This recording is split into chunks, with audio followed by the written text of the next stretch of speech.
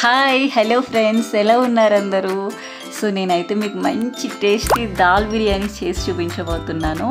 చాలా టేస్టీగా ఉంటుంది. దీనికోసం రెడ్ దాల్ ఉంటుంది కదా, మైసూర్ దాల్ ఆర్ ఆగ్రా దాల్ అంటారు అనుకుంటా. సో దీని ఒక గ్లాస్ పప్పుని శుభ్రంగా వాష్ చేసి సోప్ చేసి పక్కకు పెట్టుకోండి.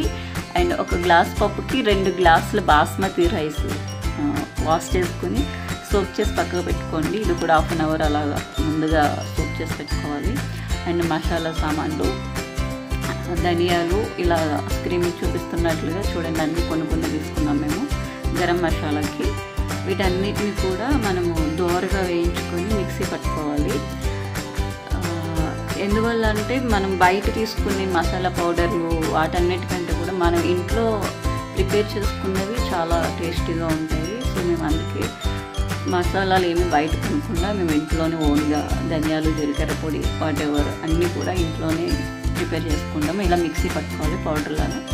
అండ్ ఉల్లిపాయలు, పచ్చిమిర్చి, బంగాళదుంపలు, టమాటోలు, కొత్తిమీర, కరివేపాకు వాటన్నిటిని కూడా కట్ చేసి పక్కకు పెట్టుకొని అండ్ ప్యాన్ పెట్టి ఆయిల్ వేసుకొని వీటన్నిటిని 1 by 1 మనము ఆయిల్లో వేయించుకోవాలి. మనం ఆల్రెడీ కట్ చేసి పెట్టుకున్న వెజిటేబుల్స్ అన్నిటిని కూడా ఆయిల్ వేడెక్కిన తర్వాత 1 by 1 ఒక్కొక్కటి వేసుకొని ఫ్రై చేసుకోవాలి. అంటే ఎలా అంటే కొంచెం బ్రౌనిష్ కలర్ వచ్చేంత వరకు. ఎందుకంటే దమ్ బిర్యానీ కాబట్టి మనం ఆల్రెడీ స్టీమ్లో ఉడుకుతుంది. స్టీమ్లో అంటే లైక్ ఆవిరితో ఆల్రెడీ ఉడుకుతుంది కాబట్టి సో మరీ అంత ఎక్కువ మాడిపోయేటట్టు అలా కాకుండా మీడియంగా ఫ్రై చేసుకోండి. అన్నిటినీ మంచిగా ఫ్రై చేసుకున్న తర్వాత యాక్చువల్గా పిల్లలు ఎక్కువగా ఇష్టపడతారు ఈ బిర్యానీ.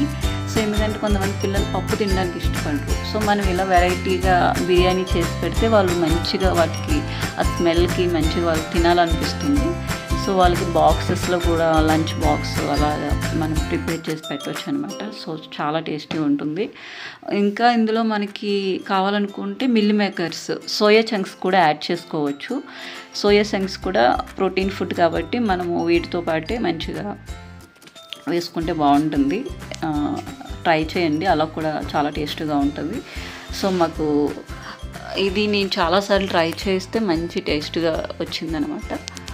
సో చూడండి, మేము ఆల్రెడీ గరం మసాలా పౌడర్ చేసి పెట్టుకున్నాం కదా, అది 3 నుంచి 4 స్పూన్స్ వేసుకోండి. అండ్ పసుపు, 2 స్పూన్ల కారము, అండ్ ఫైనల్గా సాల్ట్ వేసి సాల్ట్ కూడా వేసుకొని అండ్ కొత్తిమీర, కరివేపాకు, పుదీనా ఇవన్నీ కూడా మనము లాస్ట్లో ఇలా వేసుకొని మంచిగా ఫ్రై చేసుకోండి.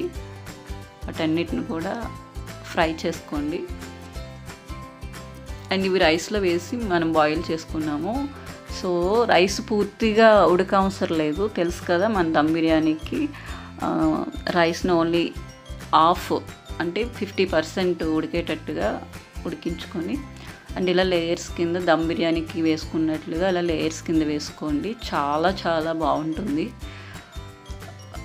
మేమైతే ఒక కొంచెం బరువుగా ఉన్న ప్యాన్లో పెట్టేసాము. అంటే కొంతమంది పాత్రలు అంటే కింద అడుగు మాడి పట్టకుండా చూసుకోండి.